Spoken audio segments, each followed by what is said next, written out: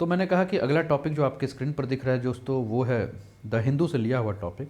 और द हिंदू का ये जो टॉपिक आपको आपके स्क्रीन पर दिख रहा है वो क्या है, would the government have brushed aside the reserve bank of India if it had objected to demonstration Supreme Court asked center.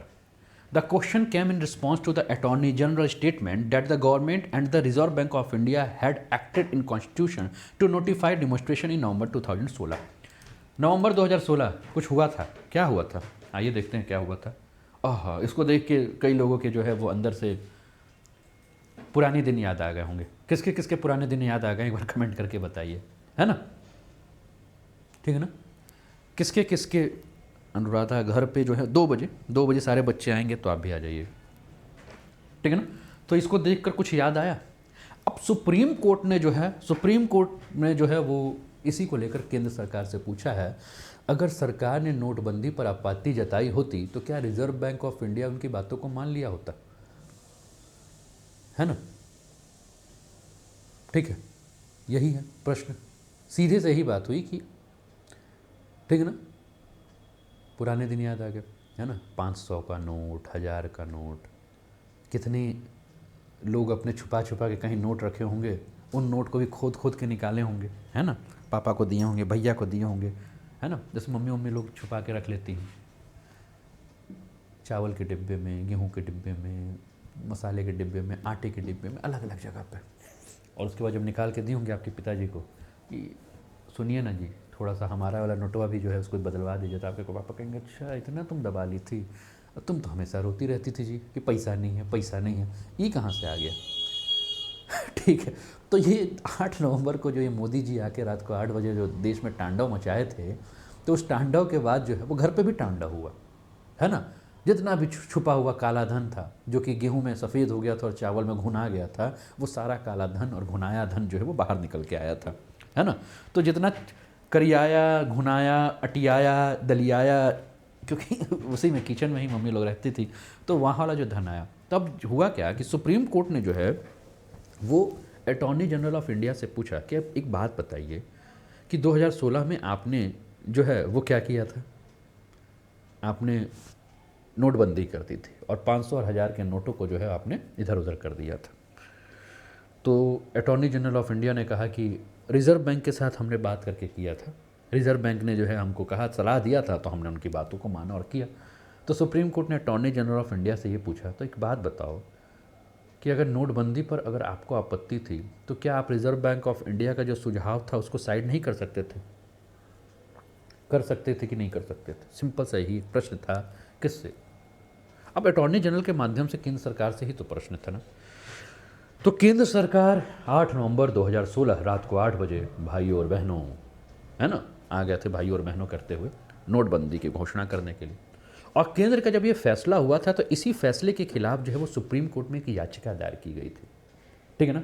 और एक याचिका नहीं, नोटबंदी के खिलाफ सुप्रीम कोर्ट में आप विश्वास नहीं करोगे 58 याचिकाएं दायर की गई थी। और उस 58 याचिकाओं में सुप्रीम कोर्ट की सुनवाई चल रही थी। और अभी कुछ दिन पहले सुप्रीम कोर्ट की जब सुनवाई हुई तो इसमें प्रश्न अभी हो रहा है, प्रश्न पूछा जा रहा है, किससे, केंद्र सरकार से, कि भाई क्या है। तो सुप्रीम कोर्ट में जब नोटबंदी के खिलाफ जो याचिका पे जब सुनवाई चल रही थी, तो अभी एक सुनवाई जो है वो कल क्या था, मंगलवार था ना, आज क्या है, बुधवार है ना। हाँ, कल पूछा गया अटॉर्नी जनरल से, यानी कि मंगलवार को, कि आप बताओ ना भाई कि अगर रिजर्व बैंक ऑफ इंडिया आपको सलाह दे रहा है तो आप क्या रिजर्व बैंक ऑफ इंडिया के सलाह को मानने के लिए मजबूर हैं। आप रिजर्व बैंक ऑफ इंडिया को कह नहीं सकते थे कि 500,000 का नोट नहीं बंद करना है, ठीक है ना। तो कई सारे सवाल जो हैं वो केंद्र से भी पूछे और कई सारे सवाल जो है रिजर्व बैंक ऑफ इंडिया से भी पूछे कि बताओ भाई क्या मतलब, कौन से सपने में कौन आ गया था तुम्हारे, जिसने कहा था कि 500 और 1000 के नोट को बंद कर देंगे तो सब कुछ जो है वो रातों रात सही हो जाएगा। अब न्यायमूर्ति जो थे उनका नाम था एस ए नजीर, और एस ए नजीर जो है वो एक कॉन्स्टिट्यूशनल बेंच का जो है वो क्या कर रहे थे, लीड कर रहे थे। 5 सदस्यों की संविधान पीठ थी जिसको कि वो लीड कर रहे थे। और इसमें आर्थिक नीति मामलों की जो न्यायिक समीक्षा समिति था उसके बारे में बात की जाए, और उस पर पूरी बात की जा रही थी और बात करके विचार लिए जा रहे थे, पूछा जा रहा था। तो कहा भी इस सारी की सारी जो बातें थी इस पर हुआ। अब मैंने कहा कि आपके जो न्यायमूर्ति थे एस ए नजीर, जो कि अध्यक्षता कर रहे थे 5 न्यायाधीशों की संविधान पीठ की, और उसमें इनके साथ साथ जो न्यायाधीश है उन न्यायाधीशों के नाम की अगर हम बात करें तो एक थे B.R. गवई, एक थे S. बोपन्ना, एक थे आपके रामासुब्रमण्यम, एक थे आपके B.V. नागरत्ना, ठीक है, ये 4 और आपके S.A. नाजीर, ये 5वें थे, मिलकर जो है इस पर बात कर रहे थे, ठीक है ना। अब जैसे ही सवाल पूछना शुरू किया गया किससे, रिजर्व बैंक ऑफ इंडिया से, कि जो भी वकील आए थे, और केंद्र सरकार की तरफ से अटॉर्नी जो जनरल थे, इन दोनों से जो है वो सवाल पूछने लगे। तो रिजर्व बैंक ऑफ इंडिया के जो वकील थे वो क्या कर रहे थे कि नोटबंदी की जो भी प्रक्रिया थी उन प्रक्रियाओं पे वो रिजर्व बैंक ऑफ इंडिया का बचाव करने लगे, ठीक है ना। उन्होंने अदालत से कहा कि देखिए ये सरकार के ऊपर था कि कैसा फैसला लेना चाहिए, यानी कि सरकार को जानना चाहिए था ना, सरकार अपनी बुद्धिमत्ता का पता लगाए और बुद्धिमत्ता के हिसाब से जो है डिसीजन ले, ठीक है ना। लेकिन कुल मिलाकर अगर हम बात करें तो हम इन पर विचार कर सकते थे, अगर रिजर्व बैंक ऑफ इंडिया केंद्र सरकार को सलाह दे रही तो उस पर विचार किया जाता ना कि हाँ इसके क्या प्रभाव होंगे, क्या प्रभाव नहीं होंगे, ठीक है ना। तो जो रिजर्व बैंक ऑफ इंडिया से जो वरिष्ठ अधिवक्ता थे जिनका नाम था जयदीप गुप्ता, उन्होंने जो है अपनी बात की और उन्होंने कहा कि देखिए नोटबंदी का जो निर्णय है इस पूरी की पूरी प्रक्रिया में कोई चूक वूक नहीं हुई है। आप ये मत कहिए कि पूरी प्रक्रिया में चूक है, बिना किसी डिसीजन से लिया गया, ये कोई चूक नहीं हुई है। अदालत के द्वारा आर्थिक नीति के जो भी कानूनी अनुपालन थे, ठीक है ना, उसके द्वारा भी आप अगर जांच करना चाहते हैं तो आप कर सकते हैं कि ये क्या हुआ और क्यों इसको किया गया। क्योंकि हमने जो ये काम किया वो काम इसलिए किया क्योंकि भारत सरकार ने ये माना कि भारत के अर्थव्यवस्था के ऊपर जो है वो कहीं ना कहीं ब्लैक मनी जो है बहुत ज़्यादा हो गया है, और ब्लैक मनी यानी कि अर्थव्यवस्था में जो एक तरह से अगर हम बात करें तो एक शैडो बन चुका था, एक साया बन चुका था, किसका, ब्लैक मनी का। उसको समाप्त करना था, और साथ में उसको समाप्त करने के साथ साथ हमें कैशलेस लेन देन को जो है बढ़ावा देना था, जिसके माध्यम से जो भी अवैध गतिविधि हो रही है या आतंकवादियों को, या जिसको टेरर फंडिंग शब्द कहा जाता है वो हो रहा है, या अवैध रूप से जो मुद्रा का प्रवाह हो रहा है, या नकदी यानी कि नकली कैश जो है वो आपको है ना, नकली नोट जो है वो मार्केट में चल रहा है, उसको क्या किया जाए, बंद करने के लिए हमने ये पूरा का पूरा डिसीजन लगा। और हमें ये नज़र आया कि सबसे ज़्यादा जो नकली नोट है वो 500 के या 1000 के हैं, बड़ा मुद्रा तो वही है। अगर बड़ा मुद्रा, ठीक है ना,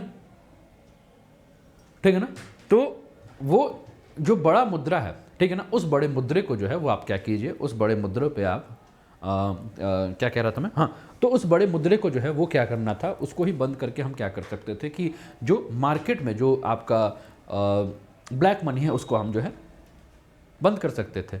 अब भारतीय रिजर्व बैंक ने एक बात ये भी कहा कि देखिए 2016 में हमने सारा फैसला तो किया था, लेकिन 2018 में जो है हमने एक रिपोर्ट लाई थी, और इस रिपोर्ट के हिसाब से अगर हम बात करें तो ये जो भी नोट थे, ठीक है ना, इन नोटों के माध्यम से हमने क्या किया कि पूरे के पूरे बाजार में जो हमने नोट छापे थे वो लगभग 15.5 ट्रिलियन रुपए के आसपास थे, ठीक है। लेकिन जब हम मार्केट से जब नोट लेके आए तो पता चला कि मार्केट से जो नोट आ रहे हैं वो 15.25 ट्रिलियन के आसपास आ रहे हैं। यानी कि अगर हम बात करें तो टोटल जो हम लोगों ने मार्केट में जो नोट छाप कर निकाला था 1000 और 500 का, उसका 99.3% के आसपास जो है वो हमारे पास आया था।